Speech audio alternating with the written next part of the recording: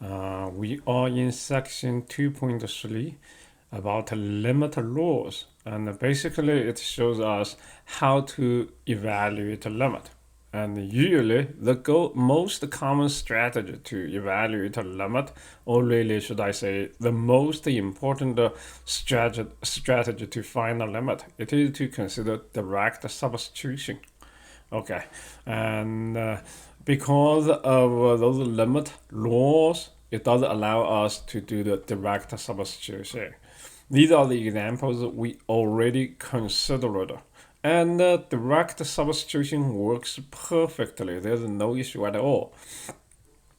But I really want to know there are cases and seemingly the direct substitution may not work. And actually, this is the example we did earlier. I believe that's in section 2.1. And as I just said, the first reaction, the first response I have to calculate the limit, it is to consider direct substitution. But there's the issue, right? When I replace x equals 1, denominator is 0. And also, interesting enough, at the same time, numerator is 0. And indeed, I want you to know, we will look at the situation again later on this semester. But anyway, for now, I want you to know, if we have a limit in the situation 0 over 0, it is the so-called indeterminate form. For now, I want you to know the way to handle an indeterminate form like this, you may want to consider factoring. So the limit without a bothering graph or the table value, what we can consider here is we can factor this x squared minus 1 as x minus 1 times x plus 1. The 1 should be considered square, 1 squared. The difference of squares can be factored, right? And also the denominator is one of the factor on the top, right? So denominator is cancelled. And the limit here, it is really the same after the cancellation, the same limit after cancellation. But this same limit after cancellation could be found very easily, right? Direct substitution, replace x with 1. So it is 2. So this is the same limit as you may observe from the graph and also from the table value. But anyway, this is really the best way to find out the limit.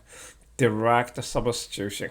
If direct substitution cannot be applied in the beginning, find a way to make the direct substitution work. Okay. And also we have another example. It is from the previous section too.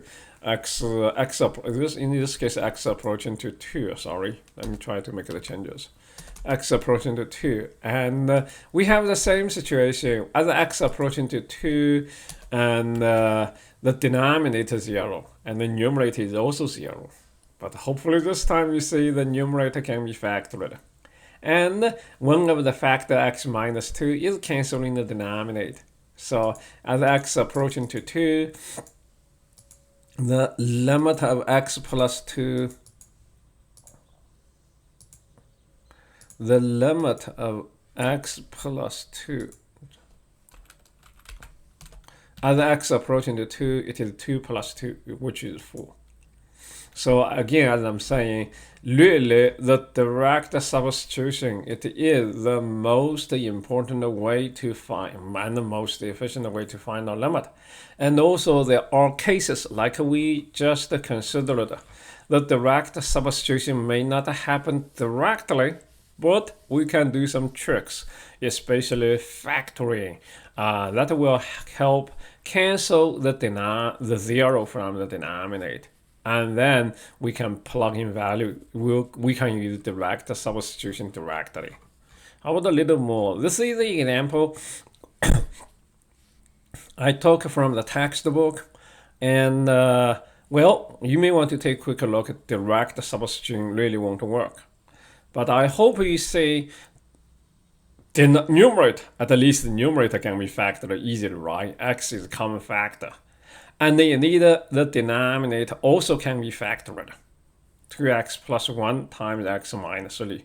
You can use the FOIL rule to verify this factorization.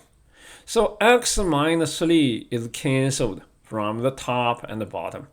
So essentially the limit we are evaluating, it is of x over 2x plus 1. And now to this point, there's no issue, no problem to plug in value. So using the direct substitution, we get such 3 over 2 times 3 plus 1, 3/7.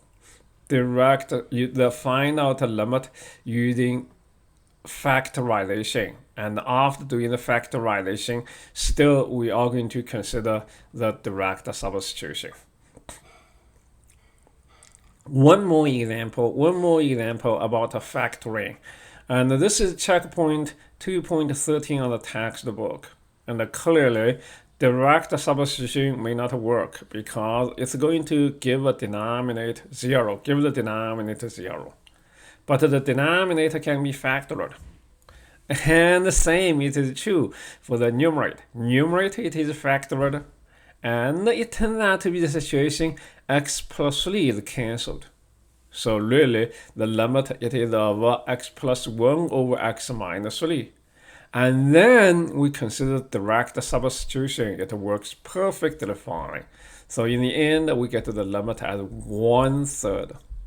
So mostly in this part, again, as I'm saying, the way to evaluate a limit is to consider the so-called direct substitution. Sometimes, if you are lucky enough, the direct substitution will work perfectly. And many times, like the examples we just talked about here and there, and the other ones, the direct substitution cannot be applied in the beginning. And usually, if that is the case, you want to consider factorization. Okay, if the numerator can be factored, and also maybe the denominator also can be factored, or maybe both. And then after factorization, you want to check if there is a common factor or there are common factors. And usually after cancellation, we can apply the direct substitution. Thank you for watching.